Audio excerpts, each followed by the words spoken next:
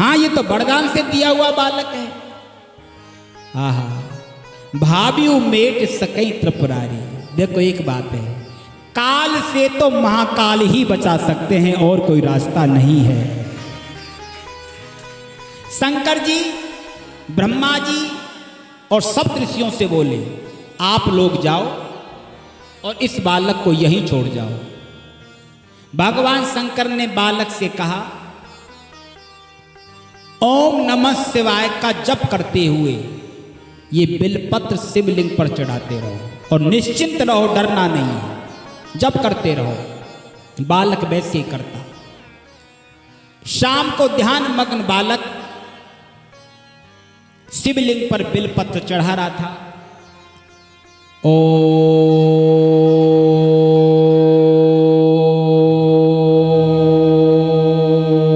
नमः शिवाय।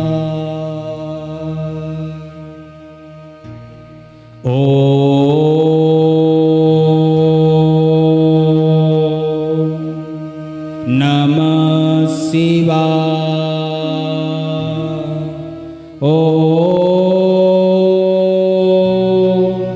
नमः शिवाय।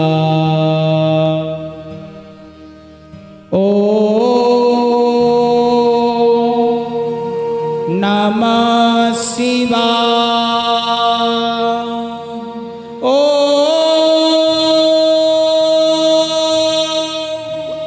नमः शिवाय। ध्यान मग्न बालक ओम नमः शिवाय का जप करते हुए बिलपत्र शिवलिंग पर चढ़ाता रहा। शाम के समय यमराज आए और फांसी का फंदा उस बालक के गले में डाला। समय पूरा हो चुका था। बालक घबरा करके शिवलिंग से लिपट गया। हे शंकर भगवान बचाओ! और भगवान शंकर शिवलिंग में से प्रकट हो गए। बोलिए शंकर भगवान की जय हो। और भगवान त्रिशूल लेकर के झपट्टा मार करके यमराज की तरफ भागे। यमराज ने तो हाथ जोड़ लिए और यमराज हाथ जोड़कर बोले क्या देवादि महादेव, ये तो आपके विभाग की बात है, ये श्रृंगार विभाग तो आपका ही है और आप अपने डिपार्टमेंट में आप ही गड़बड़ी कर रहे हैं। शंकर जी बोले क्यों? यमराज बोले इसको 5 वर्ष की उम्र आपने ही दी है। शंकर जी ने कहा हाँ, तो वो पूरी हो गई। शंकर जी बोले ये बताओ इस बालक को उम्र तुमने दी है हमने? बोले आपने ही दी है। तो इसकी उम्र तुम्हारे हिसाब से पूरी होगी हमारे हिसाब से पूरी होगी। यमराज ने कहा प्रभु मैं आपका हिसाब सुनना चाहता हूं, आपका हिसाब बताओ। शंकर जी बोले सुनो। अब शंकर जी का हिसाब सुनो आप। शंकर जी बोले देखो कलयुग सबसे छोटा, उससे बड़ा द्वापुर, द्वापुर से बड़ा त्रेता और त्रेता से बड़ा सतयुग। ये चारों युग जब एक बार निकलते हैं तब एक कल्प होता है और ऐसे कल्प ब्रह्मा जी की उम्र में कई बीतते हैं। ब्रह्मा जी की उम्र में ऐसे कल्प कई बीतते हैं। ब्रह्मा जी की आयु में बीतत कल्प अनेक और 10 ब्रह्मा बीते बने, 10 ब्रह्मा बीते बने, शंकर का दिन एक। लगाओ हिसाब है। 10 ब्रह्मा बन जाए और बिगड़ जाए तब हमारा एक दिन होता है। अब ऐसे दिनों के महीने बनाओ, लगाओ हिसाब।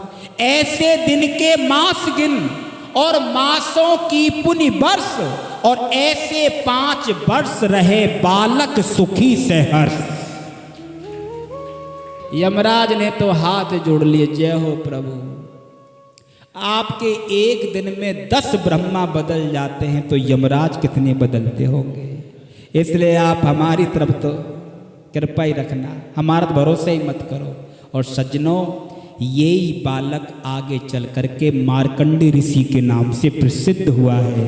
बोलिए मार्कंडे ऋषि की और मार्कंडे ऋषि का प्रलय में भी विनाश नहीं होता।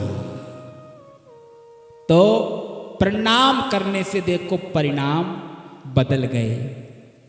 देखो 1:45 बज गई है और 1:45 बजे बस यहाँ लग जाएगी भेंट द्वारका के लिए।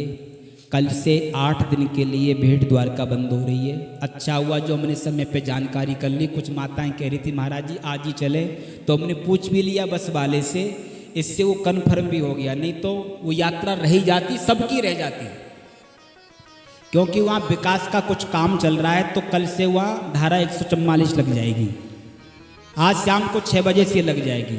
तो हम पहले सीधे यहाँ से भेंट द्वारका चलेंगे, बाकी दर्शन लौटते समय करते हुए आएंगे। तो किसी के मेंबर कुछ बाहर गए हों, आसपास घूमने गए हों, तो बाहर जाके फ़ोन करके उनको समय पे बुला लें। 1:45 बजे मैं आरती करवा दूंगा और 1:45 बजे बस यहाँ लग जाएगी गेट के सामने। 2 गाड़ी लगेंगी और रूमों में नहीं जाना है, सीधे बस में बैठना है और यात्रा पे चलना है सभी को। तो किसी के मेंबर बाहर गए हों, क्योंकि मुझे कुछ मेंबर कम दिख रहे हैं इसलिए मैं कह रहा हूँ, किसी के बाहर हो तो अपनों को बुला ले, फिर कल से ये ना हो कि महाराज जी हमें छोड़ गए।